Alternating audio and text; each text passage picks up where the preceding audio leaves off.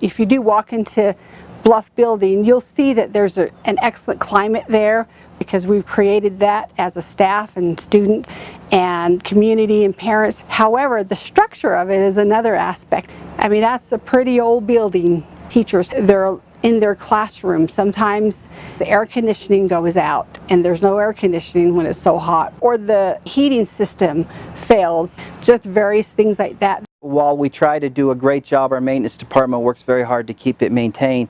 There's a limit as to what you can do with a 50-year-old building, and when you get into decisions of, are you going to dump thousands and thousands of dollars into heating and cooling, or are you going to wait and put that into a new school, those issues all come up.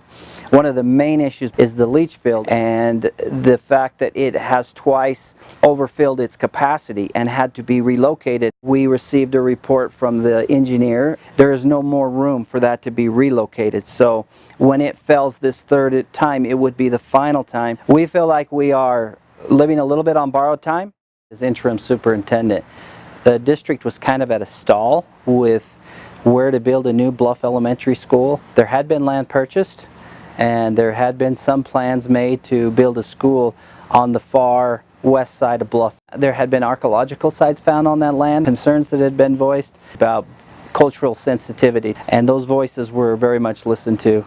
There had been a number of other sites that had been looked at. The most ideal site was where the rodeo fairgrounds was, and so coming in as the new interim superintendent, I received permission from the board to find out who had ownership over the land and to approach them. The trust fund holds this land in Bluff, used for the fair. We were approached by the San Juan School District, who was looking for a new location to build a new Bluff Elementary School. The existing Bluff Elementary School is very old and in disrepair, and that school's population is 90% Navajo. The trust fund owns and operates a medical and dental clinic in Monument Valley, and that clinic sits on land owned by the San Juan School District. So the tentative agreement that was established was to exchange those two parcels of land so that the trust fund would take full ownership of the land on which the medical and dental clinic is sitting, and in exchange, the 23 or 24 acres that we hold in Bluff would be passed to the school district for the construction of a new Bluff Elementary School. Utah Navajo Health has really been in partnership with Utah Navajo Trust to make more services available to the community members in Utah. And so perhaps there might be the opportunity to work more closely to work out more buildings on the land that the trust fund will now own, expanding our medical facilities. So this transaction aligns perfectly with the legal mandate that the trust fund operates under, because the areas we focus on are health, education, and welfare of Utah Navajos. The governance of the Utah Navajo Trust Fund is very strong. Transactions like this, before they come to the Board of Trustees for consideration, are passed first through a Diné Advisory Committee composed of representation from all Utah chapters of the Navajo Nation.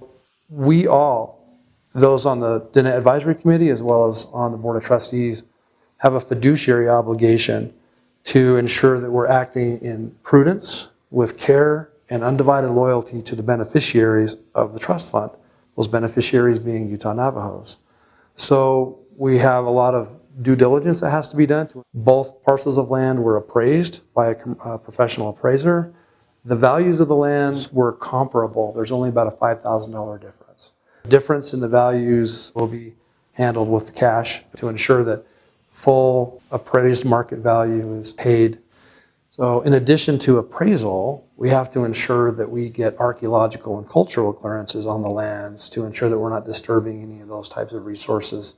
So with the appraisal in hand, with land surveys, and to ensure that all the liens and other encumbrances that might be on the lands are clear, we've sort of dotted all those I's and crossed all those T's to make sure that the transaction is legal, it's transparent, that it's of ultimate benefit to Utah Navajos. This wasn't going to happen unless all voices were heard, and the opportunity to go to all chapter houses and allow all voices to be heard and to take the majority of those voices and to move forward, I think gives us an opportunity there on that property to come together in a project countywide to realize this is everybody working together to make this new school happen. Our students love it. They're talking about it right now. They ask teachers questions. When are we going to move into our new building? When is the new school going to be built? They're giving their opinion also even right now, and they say, Mrs. Silversmith, this is what we would like to see in the new school. So they are talking about it. They're excited about it. When we say we've all come together to make this school a reality, we literally mean everyone's had a say in it, and the beneficiaries of the trust and the county, the school district, we've all been able to come together, and I think that's pretty unique.